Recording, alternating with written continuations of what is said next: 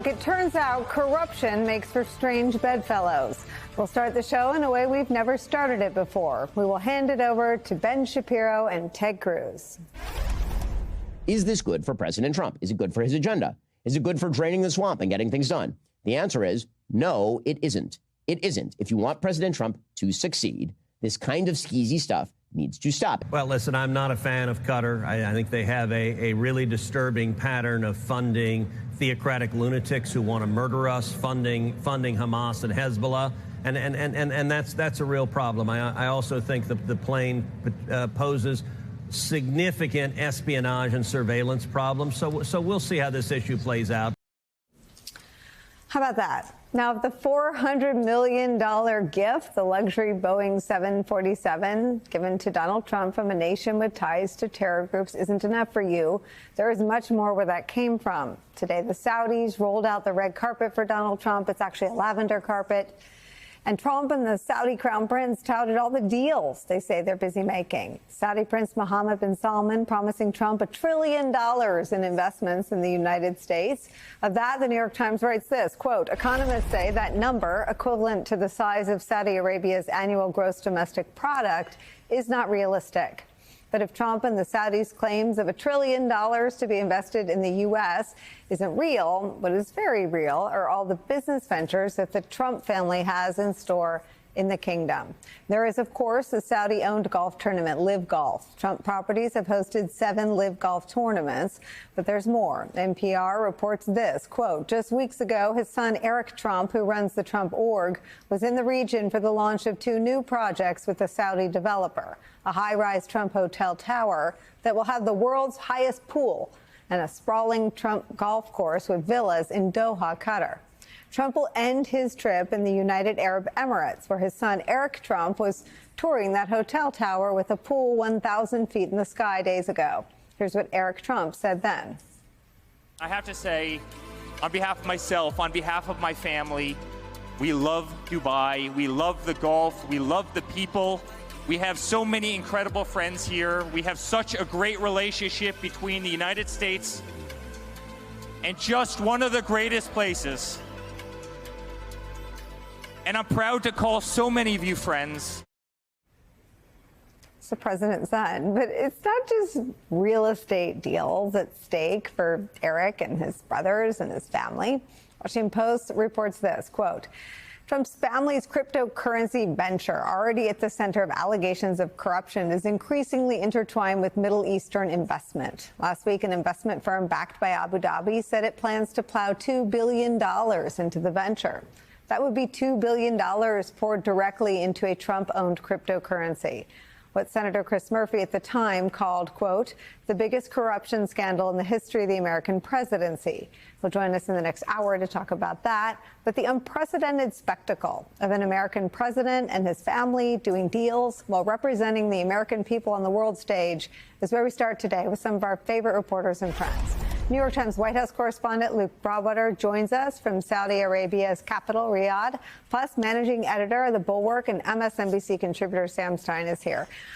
Luke, take us through what's happening on the ground there. Sure. Well, it's been a whirlwind arrival for Donald Trump. He has been treated essentially like a hero arriving in Riyadh. He had the crown prince came out to greet him on the tarmac. They rolled out the lavender carpet, as you mentioned. He was greeted by a performance of Arabian horses and a drum performance. I mean, they are laying it on thick with all of the niceties to Donald Trump, and he's returning the favor. He proclaimed at a meeting of business elites from around the world and Saudi royals that the only country hotter than the United States was Saudi Arabia in terms of how hot they were making the deals. So he's reveling in this environment where he's being feted, where money is being thrown around, hundreds of millions of dollars, billions of dollars in some cases. And so there's a lot at stake here. And one of the things they just announced was $142 billion in defense spending that Saudi Arabia is going to purchase from American companies. So Yeah, I mean, look, it's there's a lot of money being exchanged, and Donald Trump's at the center of all of it.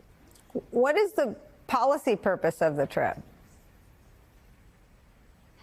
Right. So, we tried to get that question out of the White House before we left.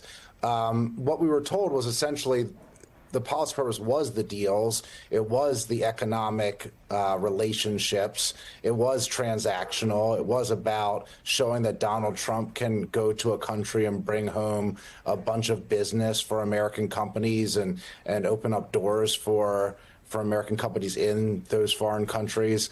That said, there was some policy announcements today. He announced at the behest of the Saudi government and the Turkish government that he was going to lift sanctions against Syria that had been on Syria for some time. So the new leader of Syria, who used to be associated with Al Qaeda, and has now renounced the group, is going to have a fresh start and going to have the American sanctions lifted in Syria.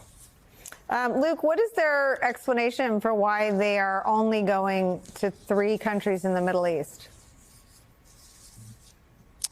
So they say that these are the three close friends. That is true. These are Qatar has recently become more of a friend of the United States. It wasn't always that way. Abu Dhabi, the United Arab Emirates, and Saudi Arabia have been for some time. But they also do share the similarity that all 3 are places where Trump's family has long had business interests and has current business deals. In the United Arab Emirates, there's the big crypto investment. In Qatar, there's the big new golf course. And Saudi, they're building a new high-rise, or they're lending their name to a new high-rise in Saudi Arabia. And there's something like 6 deals in the work, major deals between the Trump organization and a Saudi-linked real estate firm. And we asked them, where does the president's professional trip end and his family's personal trip begins, right? And they have insisted there's no commingling, there's no intertwining, that the Trump organization is separate, even though Donald Trump still collects profits and revenues from the Trump organization. They say his sons manage it now, and so there's no conflict of interest here, basically nothing to see here, which is obviously a quite different response than the stance they had towards the Biden family and the work that Hunter Biden was doing overseas.